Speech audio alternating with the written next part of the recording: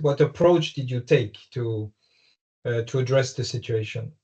What we did was we made cross-functional problem-solving teams. The site was very siloed, and in these problem-solving teams and some other focus groups that we used, we did some small point kaizens on value streams and understanding the interactions between the teams. There's a lot of learning, and there was a lot of engagement. Which was the other issue that we saw was that there's no sense of urgency. A sense of urgency kind of comes to engagement of all the teammates at the site. So that was one area that kind of meshed together and helped with that. Yeah. We did a lot of other things to increase sense of urgency at the site. The importance of Gemba walks. There was, at this site, the leadership team was usually up in their offices and not always on the floor, depending on what roles they had. So it was kind of a various mix. Yeah. But when we got involved in, the Gemba walks and leader standard work, an excellent program OSIX has is Protecting Time to Lead to establish leader standard work.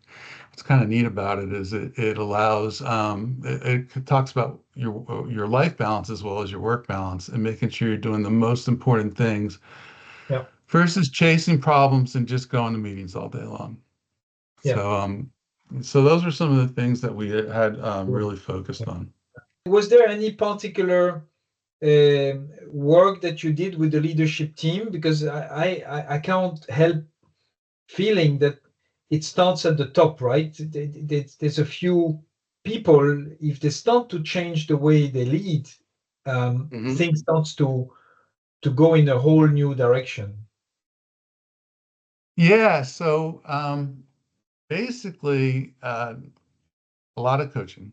So, every day there is points, that where you can really have points of contact with the leadership team, points of contact with the middle management, and points of contact on the shop floor. So, but for the leaders, it was really keeping them sticking to routine. So we had developed, in conjunction with the site, did an excellent job, and we even had some corporate help early on in the project to follow their standard for the tier process. And it's just routines. How do we do tier process every day? If a leader can't make it, someone else goes in their place. Adherence to leader standard work. How often are you on the shop floor? And site communication was another issue for me at this site. So there was a mindset that if you tell them something once, they heard it.